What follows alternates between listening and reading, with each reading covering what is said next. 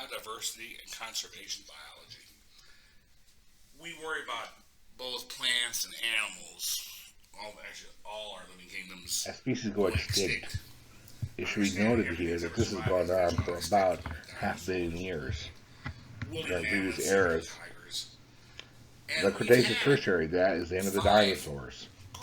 But there are other major events, such as the Permian Triassic. This is before the beginning of the dinosaurs, where over 90% of all species went extinct, plants and animals. Late Ordovician, 75% of most species went extinct.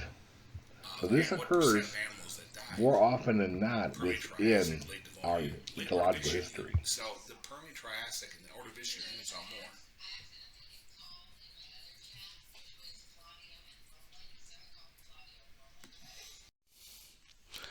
However, where the concern really is looking at the rate of extinction. And if you look at this, we'll talk about a lot more of this in the next several sessions. A greater rate of extinction among mammals, birds, all vertebrates, fish, reptiles, amphibians, has increased in 1800 and 1900 to the present date. Greater rates all the way across. And a lot of this has to do, we feel, with the Industrial Revolution. As we pollute more, other animals are going more extinct. As we evolve and there's more and more humans on the earth, pushing space away for other living things, this may also be causing extinction rates. The concern about extinction lately, though, is the rates have increased quite a bit ever since the Industrial Revolution, as you can see, which happened about 1850. Mammals, birds, fish, and all plants as well. Now, a lot of these things, we talk about here we create naturally. We can see these sinkholes in Florida swallow up backyards. There's even some in Georgia. And we've created these. These sinkholes are caused by us draining water. There's a lot of water in Florida and Georgia. And that water, while it's underground, supports the limestone. It's solid underneath. It's solid. Now, the limestone with the water makes it very strong. However, as we drain the water off for more drinking purposes, for more industrial purposes, there's less water, and the limestone dries out, and there's less support, and it causes these sinkholes. Because of a large population, we're creating a lot of these environmental problems. Sinkhole in Florida, because more people move to Florida, we're taking a lot of the water, which is in the limestone, supporting the land. We take the water out, the limestone dries out, creating sinkholes. The Mississippi Delta, you can see where it was, even, with these, where it was 2,000-3,000 years ago, even up to 100 years ago, and the darkest is where it is now. The Mississippi Delta, which is where New Orleans is based upon, was much larger. And the Mississippi River, which starts up in northern Minnesota, goes all the way through the United States, straight down, and ends up in the Gulf of Mexico. Carries a lot of sediment. These sediments fell out naturally and built the coast there. However, as we didn't like flooding, we built, across the United States from the Mississippi River during spring thaws. We built all kinds of dikes and all types of buttresses as well as dams, so it wouldn't flood. Well, that means less dirt got in there, less sediment. So guess what? There's less sediment falling in there, which is eroding more and more of the land that's there. Again, we've caused that. Similarly, such as with Hurricane Katrina, there is not enough land to support the water coming in. However, if you look at this map here, as we create more roads throughout the Mississippi and blocked more areas of the Mississippi River from flooding, that meant less sediment was going in there. The sediment grew the land as it fell out of the Mississippi River in New Orleans. Unfortunately, less sediment means it was eroding. And you can see where it was 3,000 years ago, 2,000 years ago, even in 1930. There is less sediment there now because we were about flooding all the way from Minnesota to Louisiana. So less sediment goes in there, creating less land, creating a greater likelihood of flooding. This wasn't here before humans got here. Invasive species such as jumping carp. The zebra mussel, this is on a clam here. They've been both invaded from other countries through the bilge tanks of ships, and they've caused more problems than good. Invasive species, similar to kudzu, the jumping carp, which, in addition to being annoying by jumping, they breed prolifically and they muddy up the bottom so other species cannot survive within the muddy water. The zebra mussel, all over this clam. These invaded the Great Lakes about 50 years ago. They also block water pipes.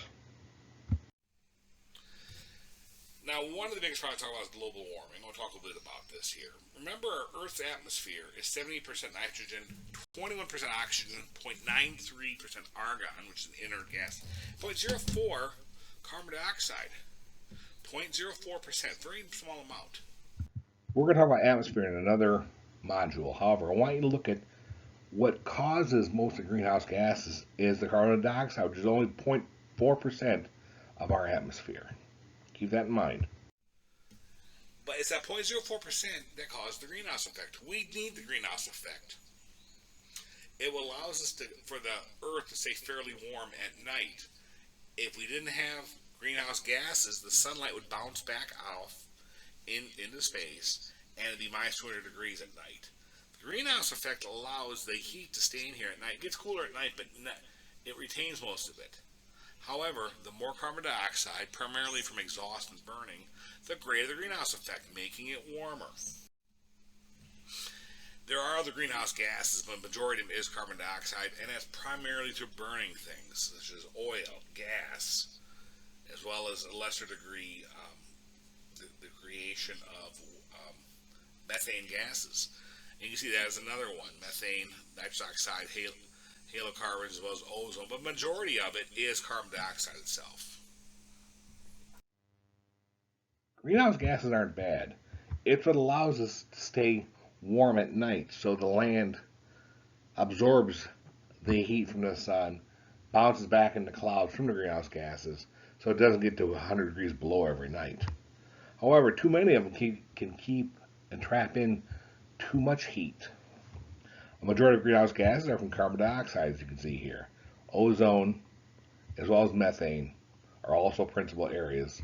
Methane comes from decomposition. Ozone comes from the burning of electricity.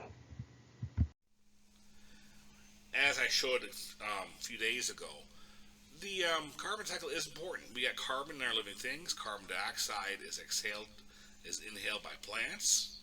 It's also absorbed by the ocean. It comes from the decomposition of materials. So the carbon cycle is very important, especially with the growing of plants, which release oxygen with photosynthesis. And we do need carbon dioxide. It is what plants breathe in to survive. We breathe it out. It also creates fossil fuels. It also gets absorbed into the ocean, creating calcium carbonate as part of the carbon cycle.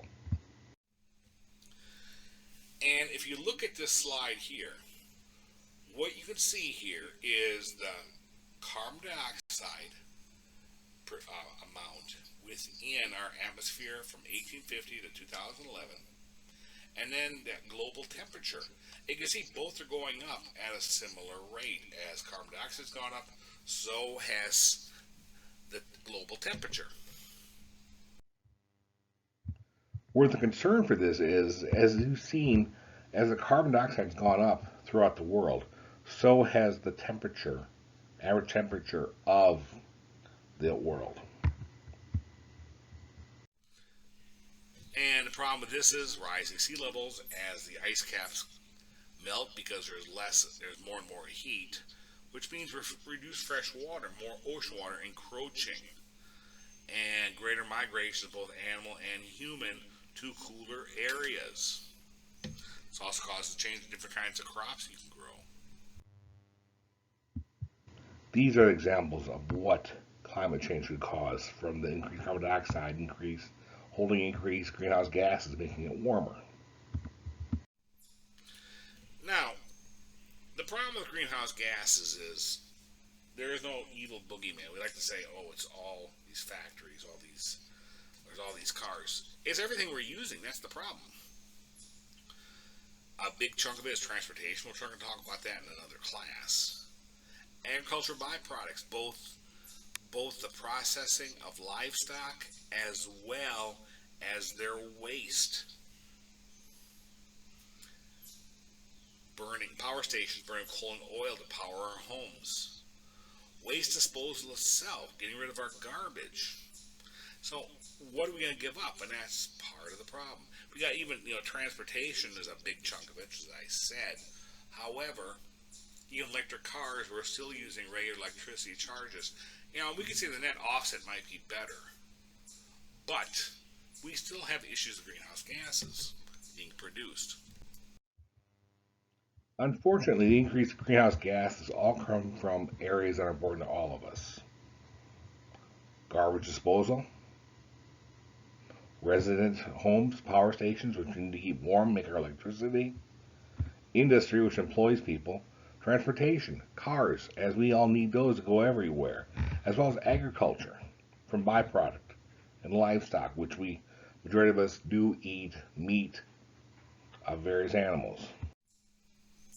And greenhouse gases basically come from the burning of methane, octane, ethane. This is natural gas from methane, and octane, ethane is in gasoline. And when we burn this, two components come out: water and carbon dioxide. So that's the burning of hydrocarbons causes a lot of this. Part of the problem with greenhouse gases is it's created as a byproduct, most of the time, of burning fossil fuels. We burn hydrocarbons, which is gasoline, natural gas. The byproduct is water and carbon dioxide. On the flip side, we've had ups and downs within carbon dioxide increasing along with global temperature for the last about 450,000 years. As you can see here, and this is going backwards up to the present time, which is zero. Go 450,000 years ago, we had global warming at four previous times, at about 450, about 310 million thousand years ago, about 220,000 years ago, about 115,000 years ago, and we're coming out of another ice age. So the question is, are we warming back up because we're coming out of another ice age? Because the CO2 seems to mimic that, and mankind's only been around for, at any significant level for the last 10,000 years. So that begs the question, what is causing the global warming? Could it be the sunlight, the way it moves through our galaxy, certain cycles of our sun over thousands of years? But this shows there are more questions than answers. And in fact, the last glacier only ended not even 12,000 years ago.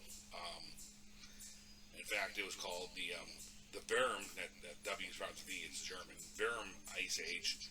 And that was the Wisconsin Glacier, which, as it melted the Laurentide ice sheet, that's what created the Great Lakes. Great Lakes are very young, actually.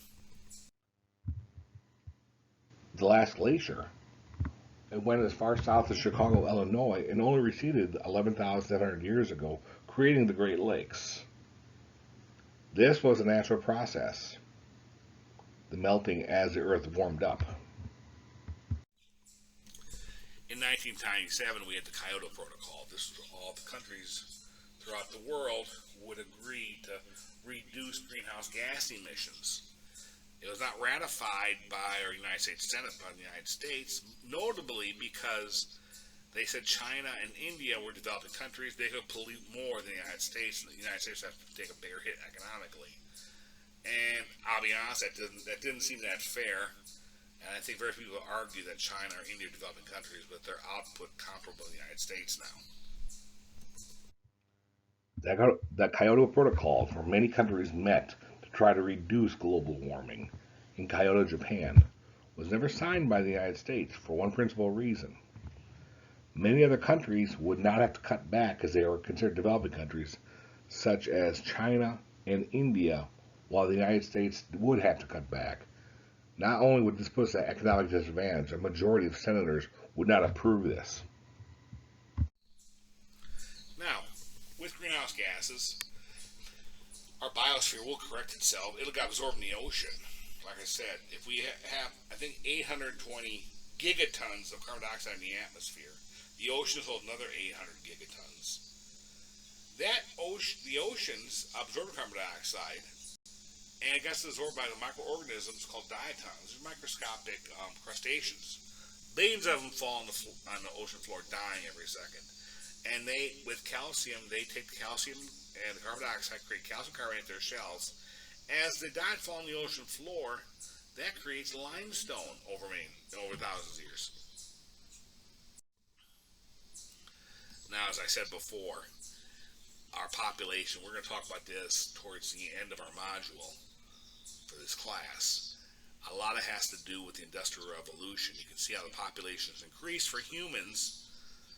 You know, look at steam power. We had about 1 billion people till about 1500, about the time of the Renaissance. And as people got more knowledgeable, we had better industrial processes, made more homes. We had better agriculture. We had better medicine. We had antibiotics being created. And vaccines. And every time one of these things happens, our population increases. You can see we had 1 billion around 1804.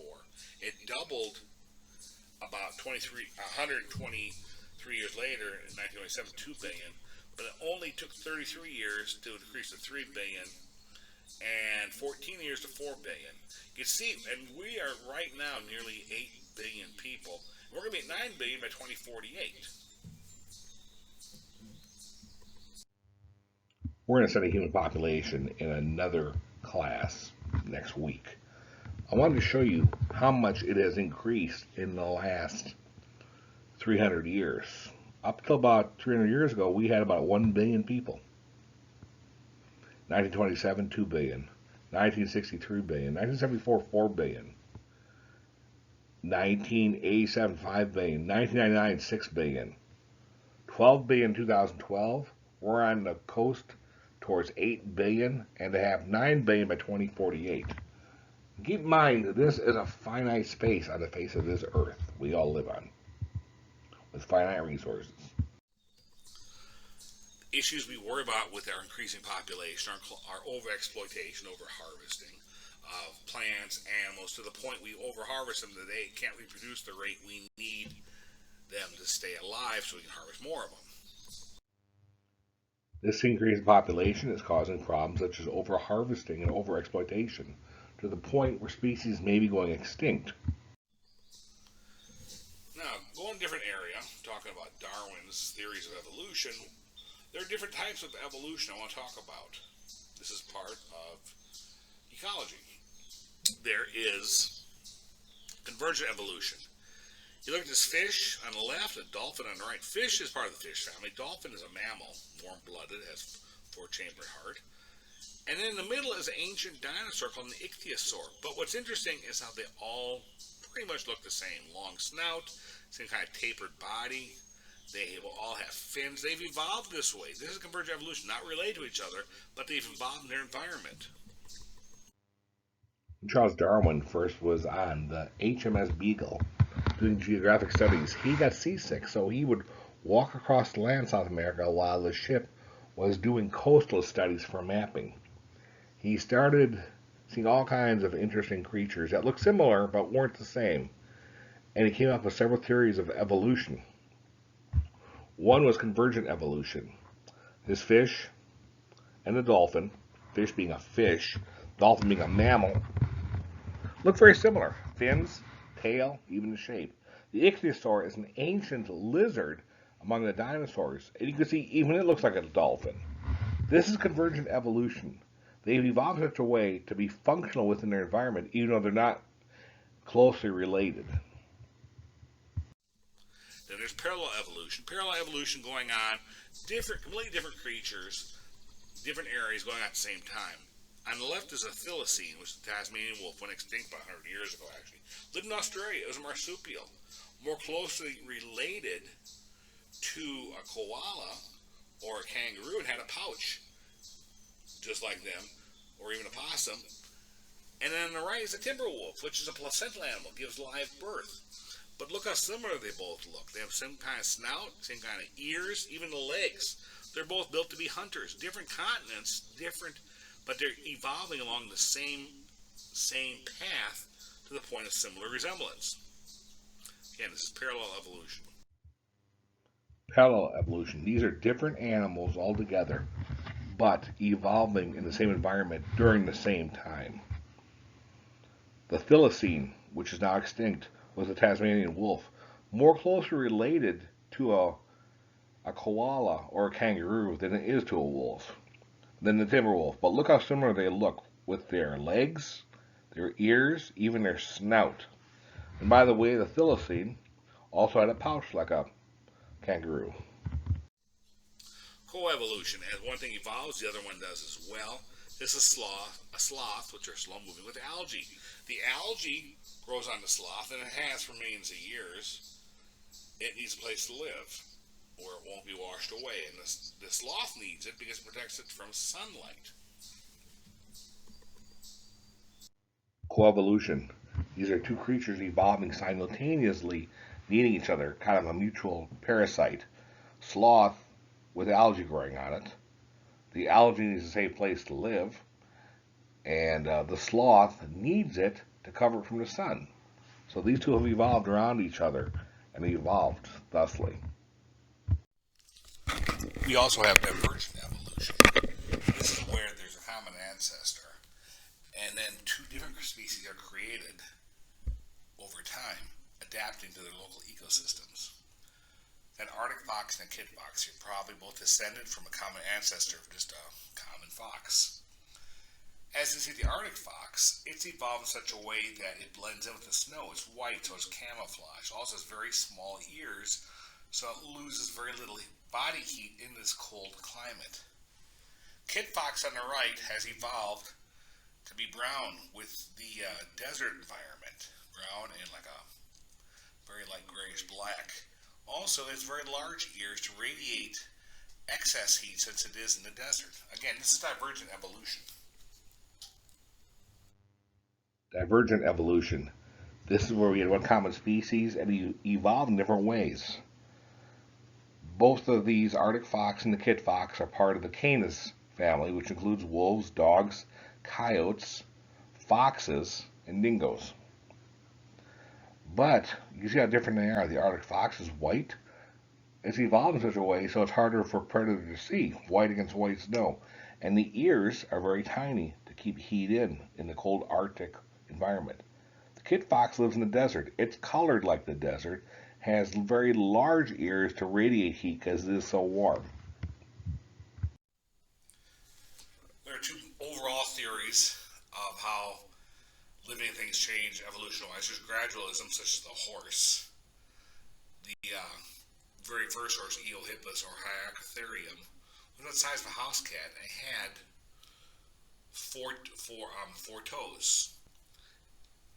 As it got larger, with the Mesohippus, Merychippus, Pliohippus, and Equus, which is the modern horse, that grew into those four toes grew into one hoof and gradually got larger and larger to the size of this day.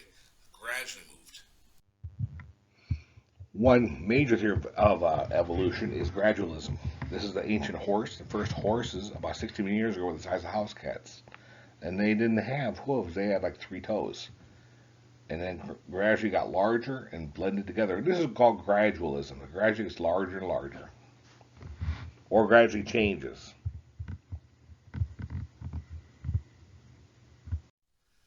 There's also punctuated equilibrium. Another way of saying this is actually disasters where nearly everything's wiped out and only a few survive. A meteor hitting, a volcano hitting where almost everything's wiped out, only a few survive, and those survivors are the ones that pass on their genes. Punctuated equilibrium. All of a sudden, something changes quickly. Punctuated quickly, and then resets. Another way to say this is a disaster suddenly happening. Let's say a meteor or asteroid hitting the Earth, a volcano suddenly erupting. Instead of gradualism, where things gradually change, all of a sudden, whatever survives because of their being ability to adapt to the environment is what does survive.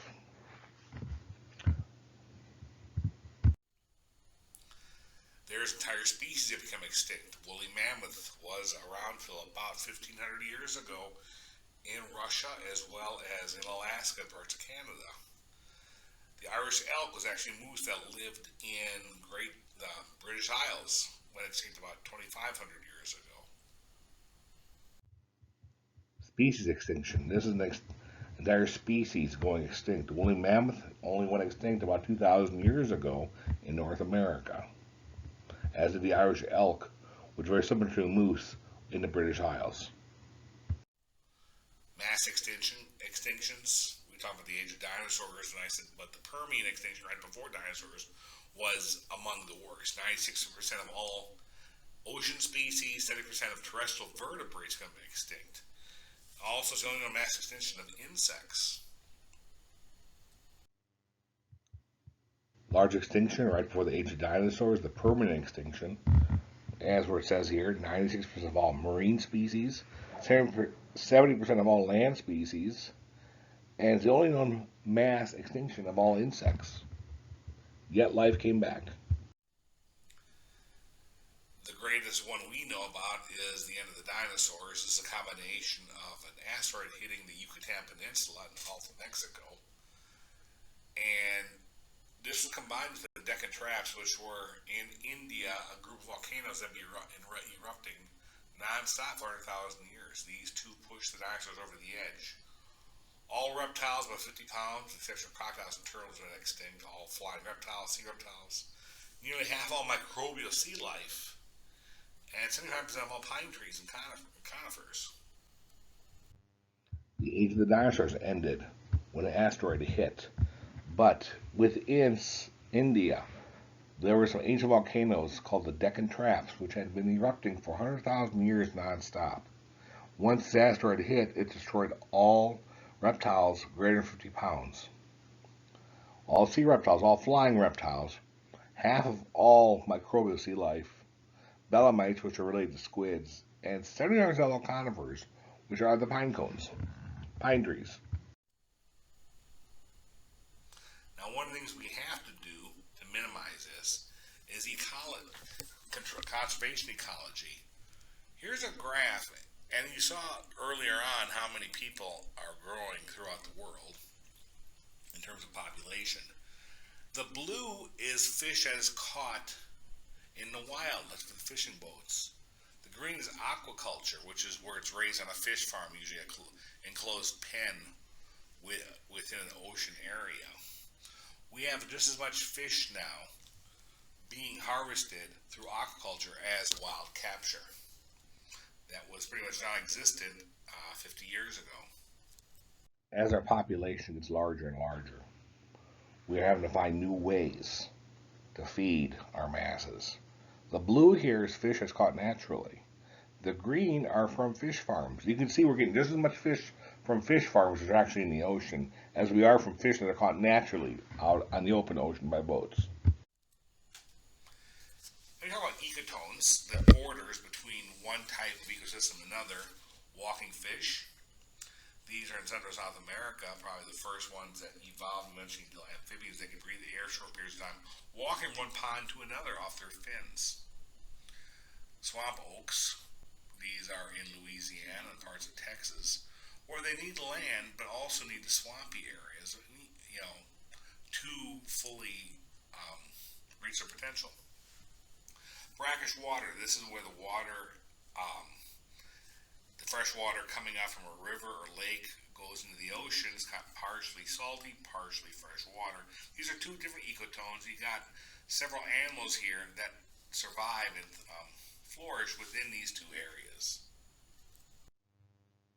Ecotones, those borders we talked about from one environment to another, are very important when you have species crossing them both. The mud skipper on the upper left here is the first fish that was able to walk across land, still survives this day, gave rise to amphibians. Land and water ecotones. Brackish water, or fresh water meets salt water, this is an ecotone. Swamp oaks, a tree that lives on land can also live in the water. These are all ecotones and where a lot of evolution takes place.